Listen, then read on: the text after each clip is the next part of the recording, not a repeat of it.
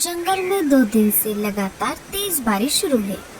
सारे पंछी अपने अपने घोंसले में बैठकर बारिश का मजा ले रहे हैं। जिन पंछियों के घोंसले पक्के हैं, उनके लिए बारिश बहुत अच्छी है, लेकिन जिनके घोंसले कमजोर और बिना छत वाले हैं, उनके लिए ये बारिश जरा भी अच्छी नहीं है।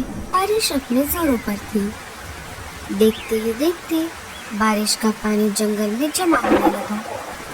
जैसे जैसे बारिश तेज होती गई, बारिश का पानी पंछियों के घोंसलों तक पहुंचने लगा। पता नहीं ये बारिश कब रुकेगी। मैंने घर में जो अनाज जमा करके रखा था, वो भी अब खत्म हो रहा है। तभी वहाँ पर मुनमुन कबूतर आ जाती है। अरे मुनमुन, इतनी तेज बारिश में तुम यहाँ कैसे? अरे लाडू, क्या तुम्हें नहीं पता? अभी थोड़ी ही देर में जंगल में बहुत बड़ा तूफान आने वाला है। उसमें हम सभी पंछियों के घोंसले डूब जाएंगे। चलो यहाँ से, हम सभी को किसी सुरक्षित जगह पर जाना होगा। जब तक ये बारिश चलेगी, हम सब वहीं पर रहेंगे। मुनमुन बहन, मैं मेरे अंडे को छोड़कर कैसे आ सकती हूँ? लाडो, अगर तुम अभी यहाँ से बाहर नहीं आई, तो तुम इस बड़े तूफान में फंस जाओगी।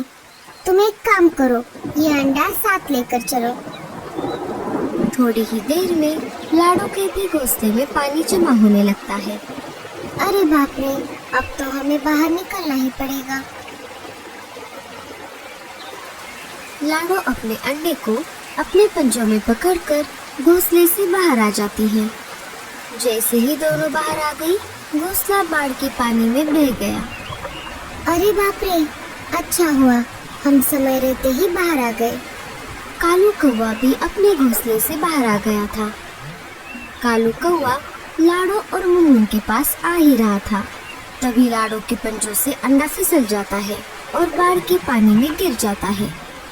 जैसे ही कालू ने देखा कि अंडा पानी में गिर गया है, कालू उसे पकड़ने के लिए बाढ़ के पानी में कूद जाता है।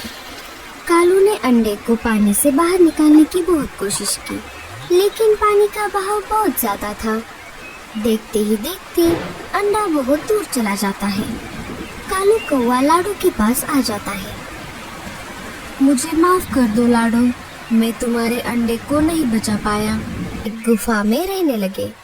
कुछ दिनों बाद बारिश कम हो गई। जंगल में बाढ़ का पानी भी धीरे धीरे उतरने लगा। अरे मेरे बेटे, क्या हुआ? मम्मा, दूसरे जंगल से हमारे जंगल में एक नया पंछी का बच्चा हमारे साथ खेलने के लिए आता है। हम दोनों दोस्त बन गए थे, लेकिन आज उसने मेरे साथ झगड़ा किया और मुझे मारा भी। अरे अरे, कौन है वो बदमाश बच्चा जिसने मेरे लाडले बेटे को मारा? चल मेरे साथ, मैं अभी उसे बताती हूँ।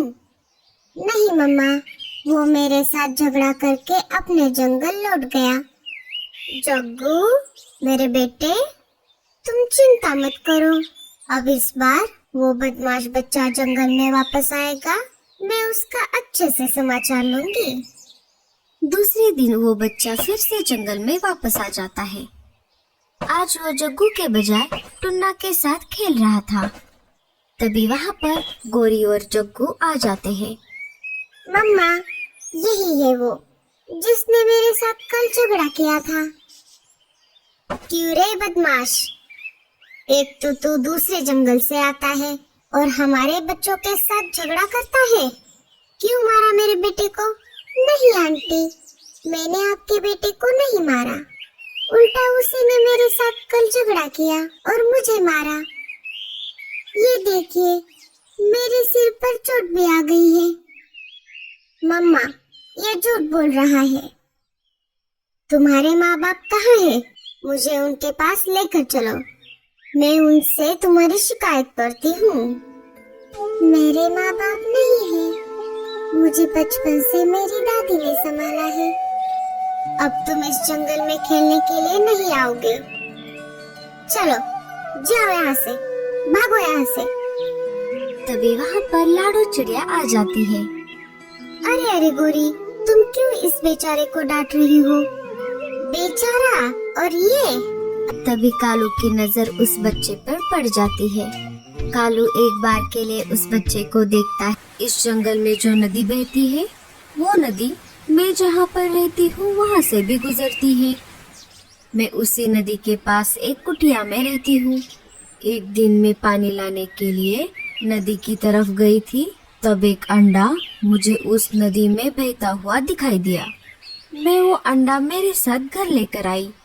ये बच्चा उसी अंडे से बाहर निकला था। आने का मन नहीं कर रहा था, लेकिन फिर भी वो दिल पर पत्थर रख के वहाँ से चली गई।